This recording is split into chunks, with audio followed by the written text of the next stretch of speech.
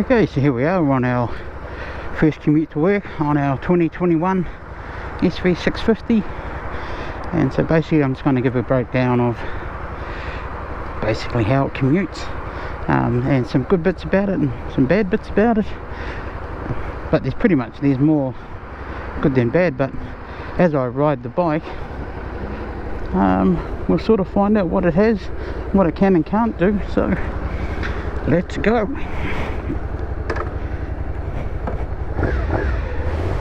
The first thing about the SV 650 that I really like, it's really nimble.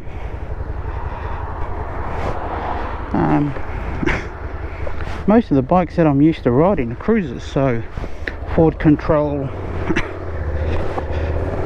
quite heavy, ton of torque, but the SV 650 just seems to be really nimble. I'm still coming to terms with having mid controls. Like, it's not alien to me, but it's been a while since I've owned a bike with mid controls. The thing that I instantly noticed about when I first picked the bike up was how smooth the gear changes are and how quickly you can get through the gears. And then the second thing I noticed was the brake capacity. So there's a 290mm disc on the front with Torquico calipers, and geez, they can pull this thing up, because it's a very light bike from what I'm used to, and with that much brake capacity,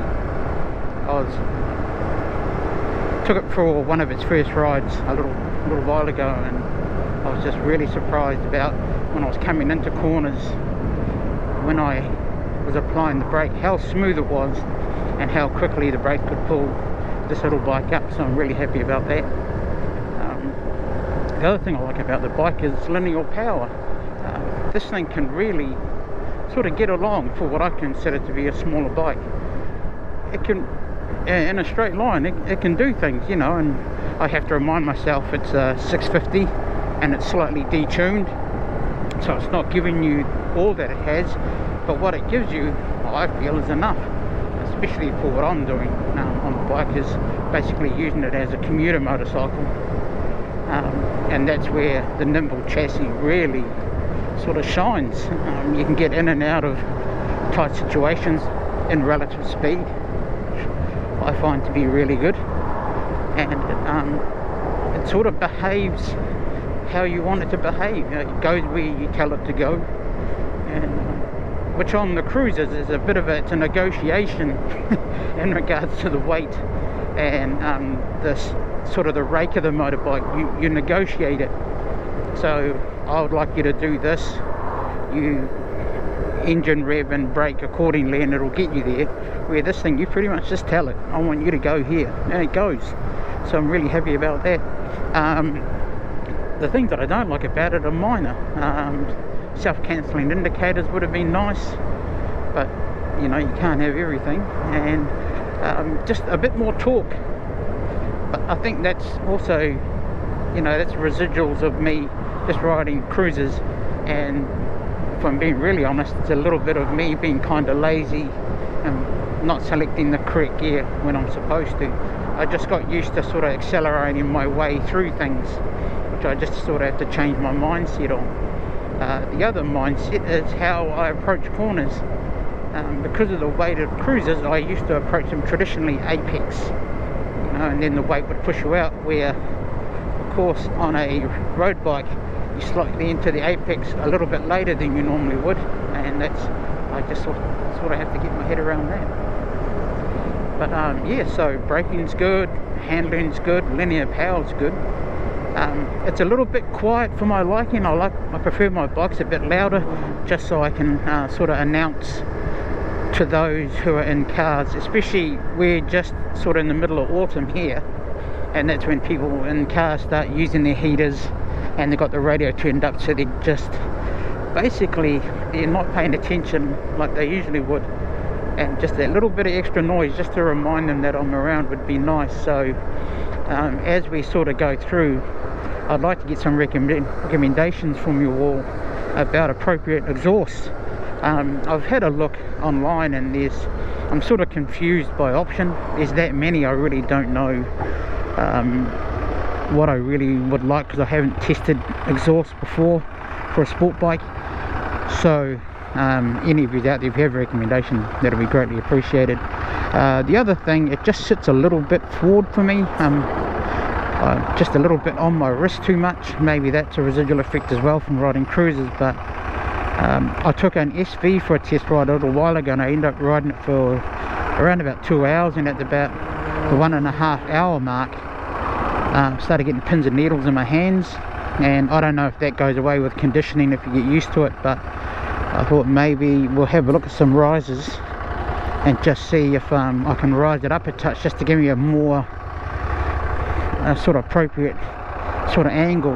But who knows, maybe I just need to toughen up, maybe I'm just a bit soft. So we'll go through that. The thing I like is the dash. The readout's great. It's really handy for me. It's how I like it. Speed in the middle, gear selection on the right, fuel and everything, you know, nice and basic. Tells you what it's doing without too many bells and whistles, and that suits me. There's some of the best mirrors I've had on a bike. Sure, you get a good shot of your elbows, but there's enough mirror there so I can see if something's behind me, and I really like them. Nice and easy. The positioning's good. The tank's not too big for me, because I'm not a tall person. I'm sort of on the shorter side of things, so having a lower tank really suits me, and having a lower sitting position really suits me, so I can plant both feet on the ground. And so that's something I really enjoy about the bike. The other thing I like about the bike is it really does everything well for me. You know, it's a naked bike, so it's not supposed to, you know, be the fastest thing on the planet, and that's not what I need as a commuter. I need a quick bike, but not a fast bike, and that's exactly what this is. It's nice and quick, but it's, you know, it doesn't need to be fast. It'd be cool if it was fast, but it just doesn't need to be, because like what I'm doing now is predominantly what I do. Slightly sit in traffic, accelerate around intersections, and you know, sort of people that are turning off, I get around them pretty quick, and it does that perfectly. So I'm really happy with it at the moment. And then over the year, I'll just keep in touch with you all about, you know, how I feel about it and what it can and can't do, or things that I may change, like the exhaust or other mods. I'm really interested to see if anyone has changed suspension on the bikes. I'd really like someone just sort of to let me know that, hey, listen, I changed suspension, it rides a lot better. So I'm very mindful that this bike is brand new. I'm very mindful that it's very easy to talk up a brand new bike, because it hasn't sort of settled and its problems haven't come to the fore. So we'll just sort of keep an eye on that as we go. But this is the second out of the box bike that I've ever owned, brand new bike, and it has, I feel, settled down. In the short time I've had it, it's settled down nicely. It hasn't surprised me with anything too silly, things being loose, things falling off. After I've ridden it for 800 kilometers, I will go around with a socket set and just sort of check everything. That's what I usually do, front to back, just test to see if anything has shaken loose or anything has come undone, and then just sort of see basically how it's wearing in certain parts. The brakes, I've sort of had a bit of a read online, and the Torquico brakes are evidently quite efficient, and you get a good ride time out of them, so I'll keep an eye on that. And then when I put it in to be serviced at the local dealer that I purchased it off, it'll be interesting to see the report from them, just to sort of get some feedback from them about how the bike is sort of tracking along and how everything's going. And yeah, so there's all that to look forward to. I really enjoy talking to servicemen about, you know, especially if they've dealt with this bike, if they're doing a few of them at the same time, just to get some feedback on, you know, what the other owners are saying and what their feedback is. The other thing I really enjoy about the bike is the basically the setup of the controls, or the handlebars and clutch and brake, everything makes sense. Positioning is good for me in that aspect, and I hope if I do put risers on it that the risers don't affect it too much. I really don't want to buy extension sort of cables for it, because that's just something I really don't want to get into with a new bike. So I'll probably go about 5 mils on the rise, so nothing too high, just enough to sort of get my body position a bit straighter, so a bit more weight off my wrist and a bit more weight sort of on my lower back and hips, which is usually how I like to ride anyway. So, but yeah, so I live in Auckland, which is New Zealand's largest city. As you can see, traffic is sort of, you know, moderate where I live. I'm out in West Auckland. It's moderate traffic. It can get heavy, but you know, this bike is capable enough. It can sort of just wiggle me through where I need to. I'm not in any particular hurry this morning, which is good, so I can just sort of take my time and speak to you all. And so over the sort of coming year, as I use the bike more and my riding becomes a bit more capable on it, I will visit a track and give it a really good test on the track. Like, I'm not a track hero. I don't ride track a lot. The last time I rode track was a few years ago, so but I'm quite keen to get this on the track just for one day and just see what the suspension and the tyres do, sort of out on the limit. I'm not a limit rider, but I understand where the local track, there are some parts I know I can sort of push it a bit and feel safe enough to do that. So I'll definitely give it a push and just see what it does. I will take it for a long ride one day. This does have a 6-speed transmission, so economy wise, once you hit 6, the revs really drop off, and you can sort of set it around about 100 kilometers an hour, which is 60 miles per hour in old language. So it does it comfortably in 6th gear, does it fine. When I'm commuting, I never use 6th. I barely get into 5th, the way that the gearing's spaced out. And so it'll be interesting just to get it, say, about 2 hours, just sort of constant riding, and just sort of see how you go.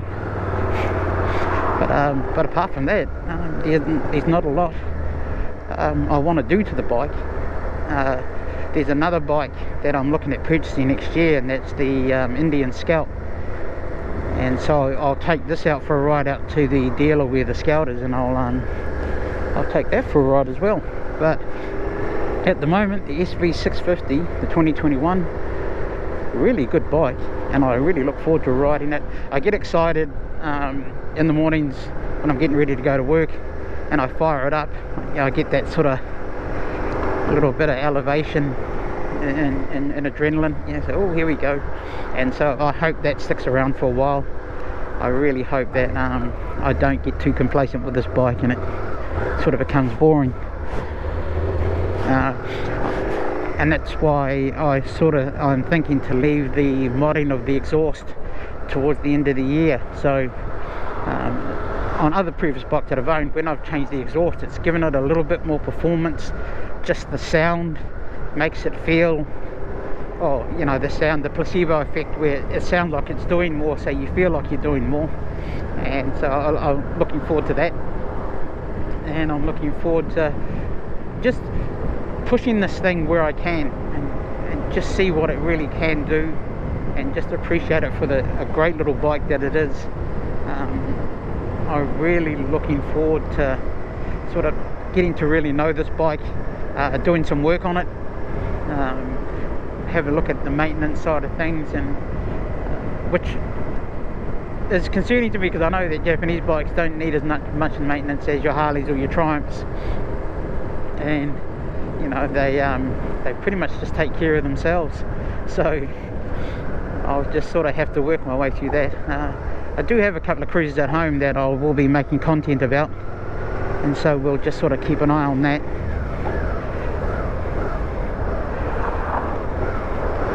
Yeah, and we'll just sort of see how we go.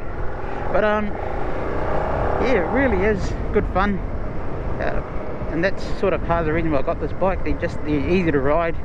It's not a big performance to get them out on the road, and can just quickly get on the road and just really enjoy your time in lovely weather like we have today. It's really cold today, but whatever, you know, it's just a good time to be out in the sun. I am a bit of a fair weather rider. I don't like riding in the rain so much, and anything that looks icy to me I just drive. Like, I love to ride, but I'm not a die-hard sort of ride in all conditions. If I get stuck in weather, I'll keep riding, you know. I don't sort of pull off and stop, but if it looks dodgy from the beginning, I just won't ride. And I think that's a little bit to do with my age and sort of having other options like cars and trucks that I can sort of use. So yeah, but over the winter months I'll really do a lot of research about exhaust and other mods that I can sort of look at, and then sort of make those changes over the winter, and then in the summer just really get it out on the road and just see what this thing is all about. So yeah, so I'm getting sort of close to my destination, and I just thank you guys for coming along, and hopefully we can do a few more of these and we'll all learn about the XV 650 2021. So until then, I'll see you next time.